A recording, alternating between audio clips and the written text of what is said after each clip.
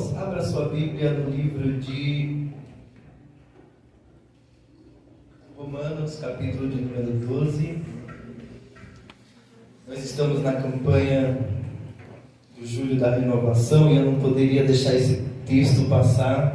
E aí eu disse, culto de missão pode ser, nós estamos falando de muitas coisas nesse mês, de assuntos que a igreja precisa se atentar para que aconteça uma verdadeira renovação no meio do povo de Deus. Aleluia. E esse tema que eu sei que os jovens daqui trabalham com esse tema, o tema da célula de jovens, do grupo de jovens, né? Esse tema é excepcional, porque ele traz muitas perspectivas sobre a vida cristã. Vamos ler Romanos capítulo de número 12, eu vou ler o versículo de número 1 e 2. Rogo-vos, pois, irmãos, pela compaixão de Deus, que apresenteis os vossos corpos em sacrifício vivo, santo e agradável a Deus, que é o vosso culto racional. E não sede conformados com este mundo, mas sede transformados pela renovação do vosso entendimento, para que experimenteis qual seja a boa, agradável e perfeita vontade de Deus. O irmão orou por nós, orou pela palavra, então está orado. Podeis nos assentar, sempre dando glória a Deus. É sempre uma honra poder estar aqui. Já de imediato, pode ser que eu esqueça no final, mas agradecer a oportunidade, ao pastor Lee, que sempre traz boas palavras. Algumas vezes a gente conviveu junto em algumas viagens que a gente fez, algumas ocasiões, sempre palavras sábias. Eu lembro de algumas conversas que a gente teve em algumas viagens que a gente foi, muito sábio. Dê glória a Deus pelo pastor, que o pastor é a bênção de Deus. E não é para engrandecer ele pessoalmente, não é para garantir o próximo convite, não, é porque a Bíblia diz: dai honra a quem tem honra.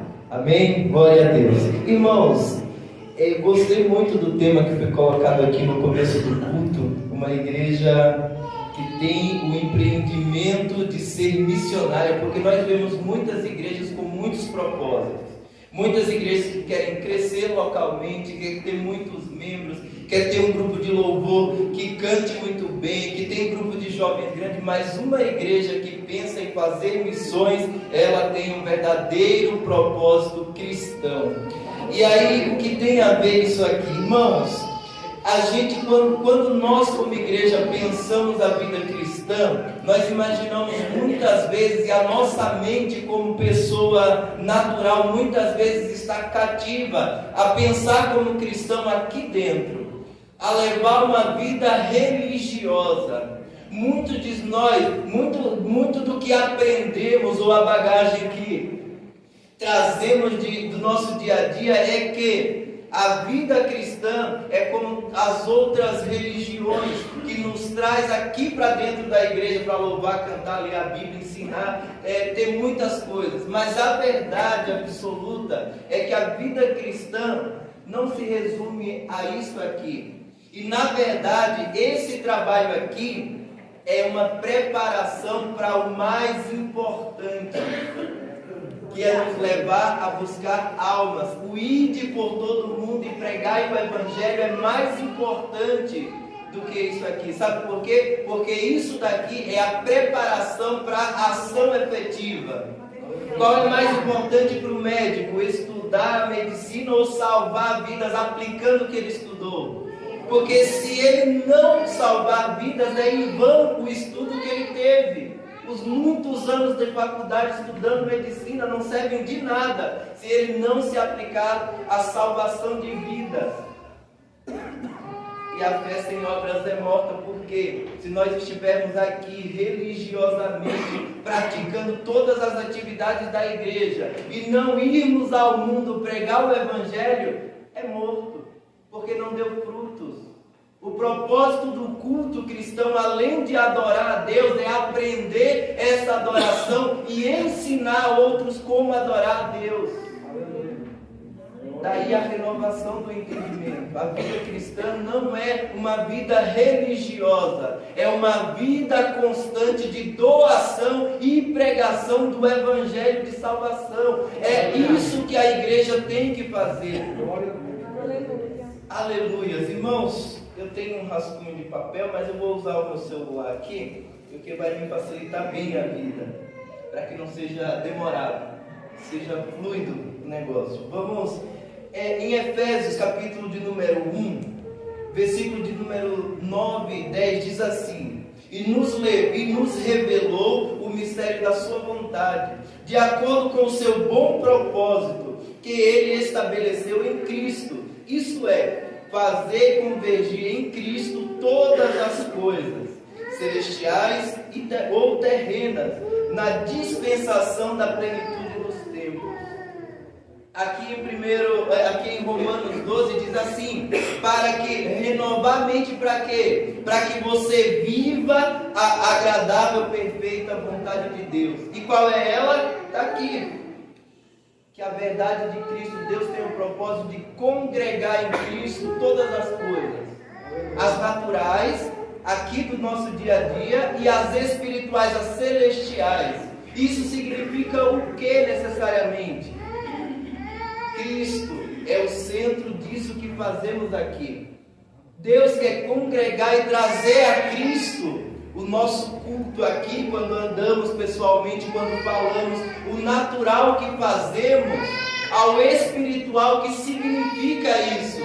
Isso quer dizer o quê? Quando nós estamos orando aqui, nós estamos fazendo o quê? Uma ação de fé. É uma ação física, o nosso corpo está fazendo alguma coisa. Mas essa alguma coisa que fazemos fisicamente corrobora com algo espiritual. Nós estamos fazendo o que a palavra diz: o que ligar na terra está sendo ligado no céu. A ação física nos leva a congregar com Cristo. A nossa ação de estarmos aqui juntos como igreja significa que queremos estar junto a Cristo, como povo de Deus. Isso é o mistério de Deus. Cristo revelado para a igreja significa que a igreja entende a necessidade de estar com Deus e entende que o único meio de fazer isso é Cristo Jesus. E aí é que vem mais um segredo da vida cristã. Quando nós entendemos que vir para a igreja, mais do que uma atitude religiosa, é um ato de fé, na esperança de congregar com Cristo, estar com Deus, entendemos também que devemos levar isso a outros, para que outros participem disso que fazemos todos os dias. E sabe qual é o segredo? A vida cristã não é uma vida de clube, sabe clube que tem aqueles membros que participam exclusivamente, quem participa tem a exclusividade. O mundo cristão não deve ser assim.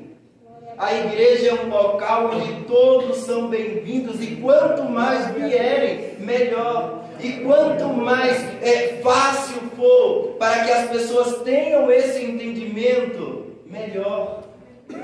E muitas vezes eu ouço: olha, eu não vou a tal igreja porque muitas vezes eu ouço assim: o povo lá é muito chique. Eu disse: glória a Deus, vai lá também, seja chique, olha que bênção.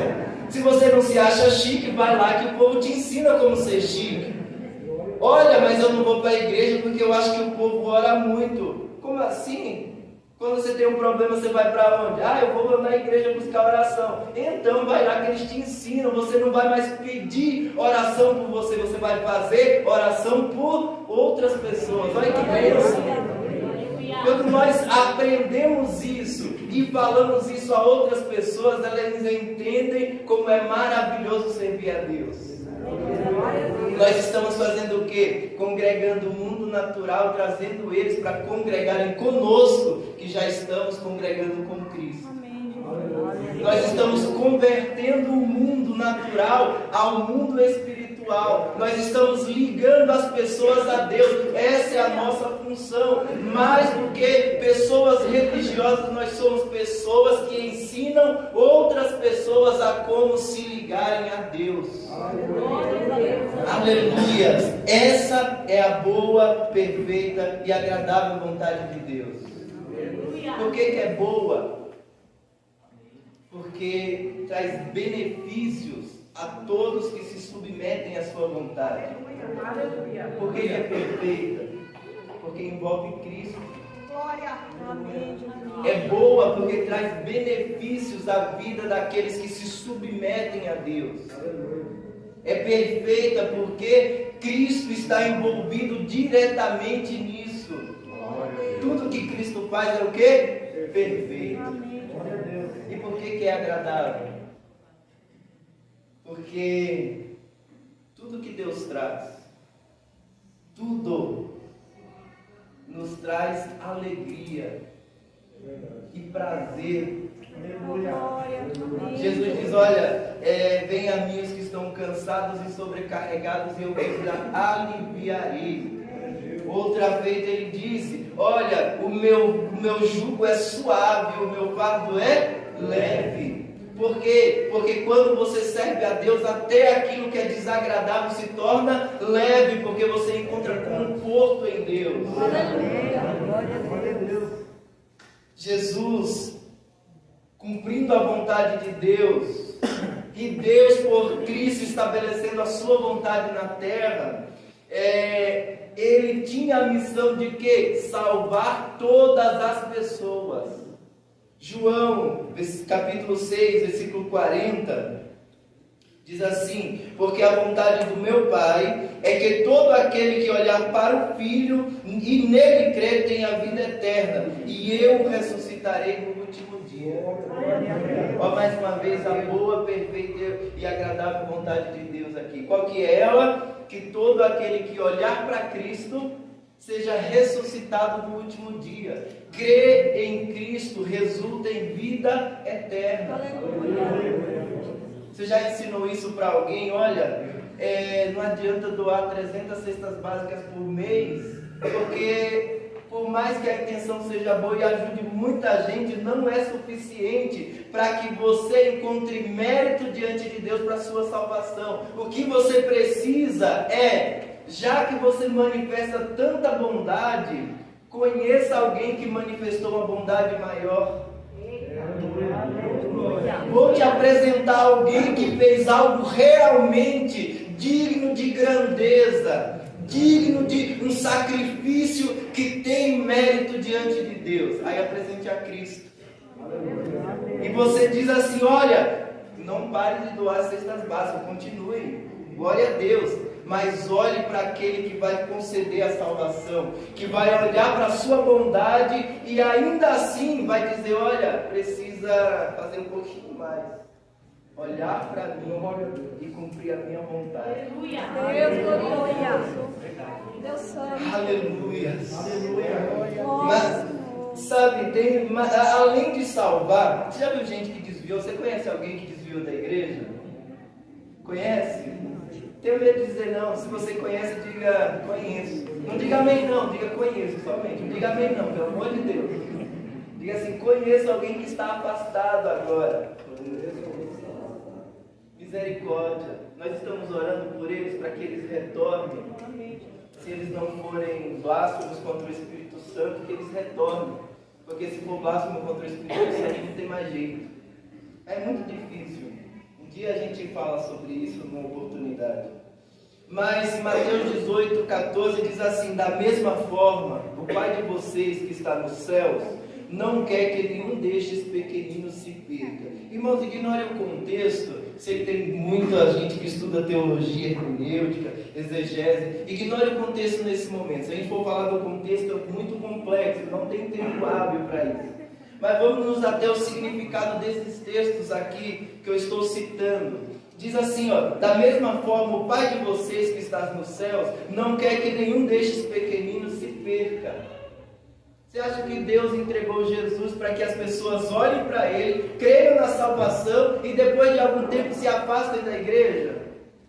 Lógico que não. Mas por que acontece? Porque essas pessoas não entraram plenamente nisso aqui que diz em Romanos 12. Elas não conheceram plenamente a vontade de Deus para a vida delas. E qual é a vontade de Deus? Que ela olhe para Cristo e que ela permaneça olhando para Cristo, para quando chegar no último dia, Deus ter a alegria de ressuscitá-la. Olha o propósito de Deus se cumprindo. Aí a gente tem uma mania quando vai evangelho. Deus tem um propósito na sua vida, irmão. Deus tem um propósito na vida. Venha para a igreja. E qual que é o propósito? Aí a gente fica, não sei. Aqui a resposta é que você olhe para Cristo, faça o que é bom, pratique a justiça, olhando para Cristo, e no último dia Deus vai te ressuscitar para a vida eterna. Todas as bênçãos que vier nesse meio é bênção de Deus. Tudo que acontecer entre você começar a olhar para Cristo e o último dia é favor de Deus. É graça de Deus. Glória a Deus. Ah, você vai ser bem sucedido. Que importa se não for ressuscitado para a salvação eterna? Ah, você vai ser um bom pregador. Que importa se no último dia Deus dizer a Jesus, olhar e dizer assim: eu não vos conheço, afastai-vos de mim. Que importa os muitos títulos, os muitos diplomas, se chegar no último dia, Jesus não dizer assim: vem bendito do meu Pai, e é daquilo que está preparado desde antes da fundação do mundo. Quando essas pessoas disserem assim: ah, eu faço um bem gigantesco, não preciso da igreja, diz assim: que importa fazer isso, se no último dia Jesus não te chamar para a vida eterna? Aí você chama ela para renovação do entendimento.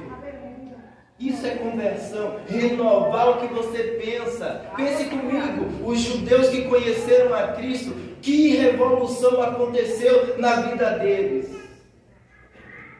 Deixaram de seguir a letra fria para seguir a letra viva. Pensa que é fácil? É como foi encenado aqui. Ah, você crê? Então vai ser apedrejado, porque você está blasfemando daquilo tudo que já foi crido antes. Você está indo na contramão daquilo que foi ensinado por todas as gerações que é conhecida. Todo mundo ensinou, mas você está indo contra, você vai ser morto. A gente olha uma encenação dessa e acha que está muito longe de nós. Na semana passada, eu ouvi de alguns amigos que uma dupla de cristãos foi cantar num restaurante lá em Joanópolis, estava cantando lá, as pessoas tomaram seu lanche, saíram do restaurante e foram embora. Intolerância. Aí você diz que é intolerância. Não, a gente só não quis ficar. Está longe de nós não. Leia as leis que estão sendo implementadas por aí. Você não pode mais orar o Pai Nosso com crianças na escola. Você não pode abençoar em nome de Deus te abençoe. Muitos lugares estão perdendo a essência daquilo que é ser cristão, porque querem implementar outras agendas por aí. E aí nós achamos que está longe de nós. Não está, irmãos. Está aqui também. Chegue em qualquer lugar da rua, põe uma caixinha de som e comece a pregar para você ver se daqui a pouco não surge um monte de gente para te xingar, para te ofender, que chamam a polícia, porque você está ofendendo, está trazendo incômodo às pessoas. Não está tão longe de nós. Não estou minimizando o que está acontecendo lá não, irmãos, que é grave, é sério. Eu acompanho algumas coisas do que acontece ali no Oriente Médio. Ali na Europa, tem alguns amigos lá de Joanópolis, alguns irmãos que estão lá na Europa agora. O irmão Wagner, o irmão Hélio que voltou agora. A história é triste lá. Porque relativizaram muito a vida cristã. E pararam de ensinar essas verdades aqui. Pararam de ensinar a boa, perfeita e agradável vontade de Deus para buscar um ganho financeiro, por exemplo, os benefícios só daqui da terra. Ganhar dinheiro é ruim? Não, jamais. Se você achar que dinheiro é maldição, pode mandar para mim que eu converto em bênção. Eu oro a Deus e trabalho com Ele, Deus me abençoa. Dinheiro é bênção na mão de crente abençoado. Não é errado você buscar uma prosperidade, é errado você virar ganancioso. O dinheiro é para abençoar a sua vida, mas quando as pessoas deixam de seguir a vontade de Deus para buscar o dinheiro, isso é que é o problema. Os irmãos do Casados para Sempre pegaram outro dia lá em Joanópolis. Sexta-feira eu completei 5 anos de casado com a minha esposa. E glória a Deus, não foi por falta de recursos, mas sabe o que a gente fez? O que foi que a gente fez, irmão? Tá ali, ó. Minha esposa, Ana Cláudia. Sabe o que a gente fez? Compramos uma pizza, colocamos um filme, ficamos conversando sobre as coisas que acontecem. Poderia ter ido para um restaurante chique, feito algo, você poderia, mas será que era a realidade da coisa? Tirar fotos e colocar no Instagram, para as outras pessoas dizerem, oh, que casal feliz e abençoado. Será que é a realidade? A gente conversava, oh, que momento. Quantos casais precisavam ter essa intimidade de sentar, conversar, independente do ambiente? Quantos casais precisam deixar o valor real das coisas entrar no seu casamento, dizendo assim, olha, não é o restaurante chique, não é o ambiente glamuroso que traz a felicidade no casamento, não é a bela foto na rede social, é a intimidade em casa. Na oportunidade eu vou levar ela, tá, irmão? Não se preocupa não, não sou mão de vaca não, irmão, misericórdia. Se a sua esposa quer ir para um lugar chique, leve. Mas também não deixe passar esses momentos de intimidade. Não relativize as coisas dizendo só aquilo que é pomposo, que tem valor. Não é isso. Porque se o momento pomposo não tiver uma realidade por trás, é só hipocrisia. Sabe, a renovação da mente nos faz trazer importância às coisas que realmente as têm. Sabe, aquele culto cheio de luz para tudo que é lado, de banda tocando, e show e gritaria, e muitas vezes é só encenação. Aí você sai, você olha a realidade daquele que está fazendo isso, e você vê que não é isso. E aí as pessoas olham de fora e dizem, mas o que é que essa pessoa está fazendo na igreja? Mas sabe, na simplicidade Deus opera. Você já viu as pessoas que pedem conselho para você? Eu acredito que muita gente pede conselho para muitos cristãos aqui. Por que elas pedem conselho? Normalmente, as pessoas que têm mais entendimento que eu, se não concordarem pode falar, mas normalmente as pessoas só pedem conselho para pessoas de índole, que não é julgador.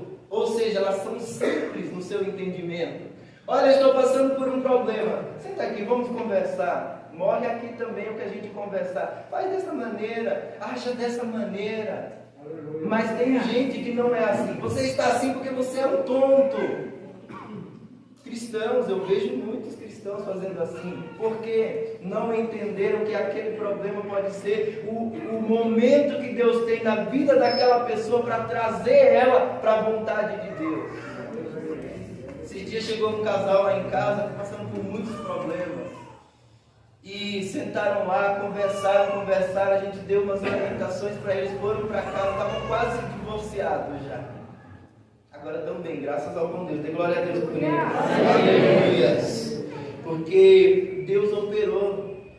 A mulher não iria para a igreja nem amarrada, porque, olha, a minha bisavó era católica, meu bisavô era católico, minha avó era católica, minha mãe é católica, eu vou morrer católica, não vou para a igreja, nem para salvar para salvar meu casamento eu vou.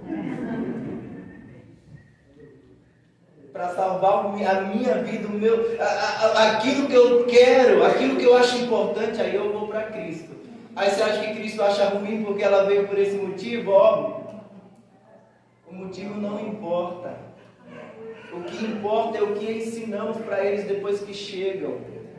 O que importa é a nossa mentalidade dos que já estão aqui para receber esses que estão chegando. Vem de onde? Não importa. A situação qual foi? Também não. Você acha que Jesus importa com isso? Não, não importa. Porque o que Ele quer é que se cumpra isso, a vontade de Deus. O importante é que essas pessoas olhem para Cristo e digam: olha, a salvação está ali. Olha, Cristo aqui vai salvar o meu casamento. Você acha que Cristo importa porque ela veio por interesse de salvar o casamento? Não. Porque Cristo também está olhando para ela com interesse de salvá-la. Você acha que Deus se importa quando vem um viciado para a igreja? Vem porque não consegue largar o vício. Deus se alegra. Diz: opa, vi em Cristo a minha libertação do vício. Qual é a nossa missão? Mostrar que Cristo realmente vai te libertar. Chega aqui. Sabe, a renovação do nosso entendimento. Porque muitas vezes julgamos. E às vezes achamos que é fácil. Não é fácil. A pessoa. E isso que é importante. Qual é a probabilidade de um endemoniado, verdadeiramente possesso, ir passando na rua e dizer: eu vou para a igreja, sabendo que aqui tem homens e mulheres de Deus que vão expulsá-lo daquele homem? Qual é a probabilidade do demônio impulsionar alguém para ir para a casa de Deus? Fale e pense. Mas quando ele manifesta aqui, o que é que está acontecendo? Deus trouxe para que você ore por ele e não julgue. Isso é que é mais importante. Ah, mas eu não posso julgar. Não, a Bíblia diz: olha, a ninguém julgueis, porque com a mesma medida em que você julgar, você vai ser julgado.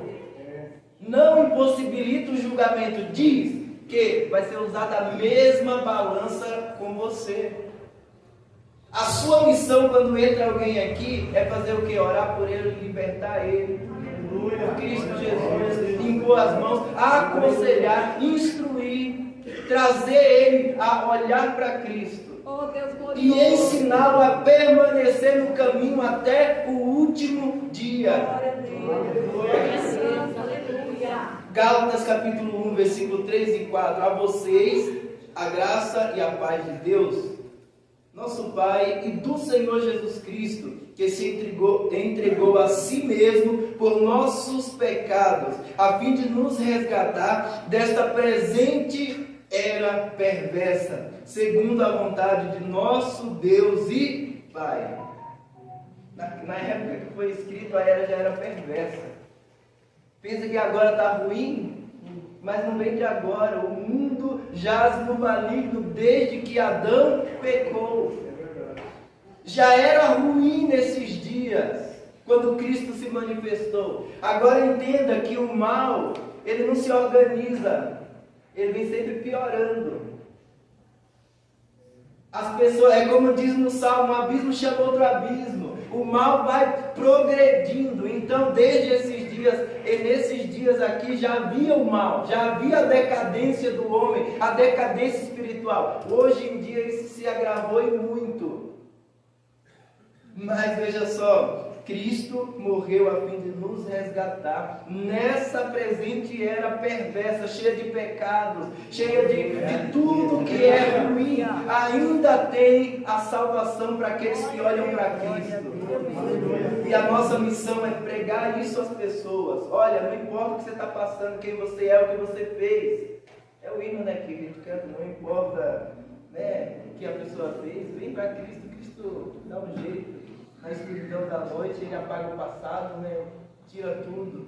Sabe, nós às vezes esquecemos isso na pregação. Ah, mas eu fumo muito. E daí? Ah, mas eu bebo muito. E daí? Cara, eu estou muito endividado. O que importa? Olhe para Cristo. Se submeta a Cristo e Ele vai resolver ou ajudar você a resolver os seus problemas. Você sabe por que as pessoas vêm para a igreja e tem uma melhoria gigantesca na vida? Porque se submetem a Cristo. Chega para o pastor: pastor, estou passando por esse problema, o senhor me ajuda? Ajudo. Faça isso e isso. Se a pessoa se submete, ela é abençoada. Mas também, se ela for rebelde, aí acontece do último demônio que foi expulso volta com mais 7, acha a casa limpa, aí ó, entende a situação? A submissão, o olhar para Cristo e permanecer nisso é o que faz sentido na nossa vida cristã. E aqueles que se afastaram, vamos atrás deles, olhe para Cristo de novo. Ah, mas o irmão me magoou. Não é o irmão que vai ressuscitar você no último dia. Aleluia. Glória ao Senhor, aleluia. É Cristo Jesus. E o irmão que fez isso também terá a balança com ele. Porque, irmãos, se o pequenininho, o Filho de Deus, tropeça por nossa causa, não ficaremos impunes. Ah, mas eu saí da igreja por causa de fulano. Se for realmente verdade, porque tem muita gente que encontra desculpas, se for realmente verdade, ai de nós. Mas também, se não for injuriado por causa do nome de Cristo à toa, glória a Deus para nós. Porque se formos perseguidos por Cristo, por causa do amor a Cristo, é bênção para a nossa vida. Mas se for verdade, ai daquele por quem vier o escândalo. Renovemos a nossa mente para entender que a vontade de Deus é que agreguemos. É que todos os dias possamos trazer mais pessoas ao abraço da igreja. Prepará-las para quê? Para que elas tragam outros. É assim que a igreja cresce. Glória a Deus. Quando nós aqui temos a intenção de melhorar aquele que está conosco. Provérbios, assim como o ferro afia o ferro, um irmão afia aquele seu companheiro.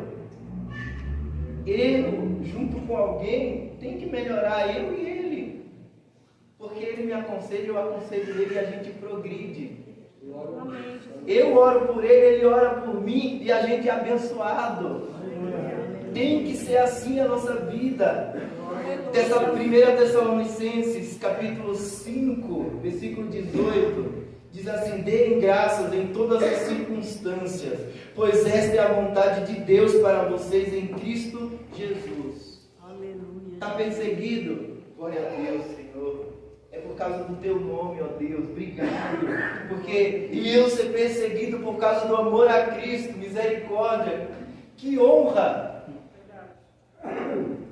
Ah, eu estou passando a enfermidade. Olha, meu corpo vai perecer mesmo. Glória a Deus. Porque se aproxima o dia de eu ver Cristo.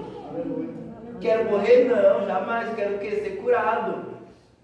Porém, se chegar o dia, eu quero estar perfeitamente confiante que serei ressuscitado por Cristo.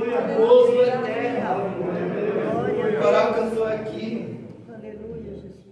Sabe, o gozo eterno é a motivação que temos. Quando lemos o Apocalipse é um conforto para a igreja. Sabe, olha, está vendo o mundo pecador que nos persegue, ele será julgado e nós gozaremos a eternidade com Deus. Porque os vales de Apocalipse não são para nós que servimos a Deus, é para aqueles que nos perseguem. Misericórdia, Deus, pela vida deles. E que nós possamos pregar e eles aceitem. Mas virá. Porque é a palavra de Deus. Sabe? 1 Pedro, capítulo 2, versículo 15, diz assim. Estou caminhando para o final. Pois é a vontade de Deus que, praticando o bem, vocês silenciem a ignorância dos insensatos. Quando o presbítero Arlen falou aqui no começo que perguntaram para João o que fazer, eles não, vão para casa, pratiquem o bem, não roubem mais. Olha, se conformem com o seu soldo, ou seja, o salário de soldado, se conformem só com o seu salário, não roubem a ninguém. Ele estava dizendo exatamente isso. Pratiquem o bem. Depois que se converter, haja de maneira honesta e justa.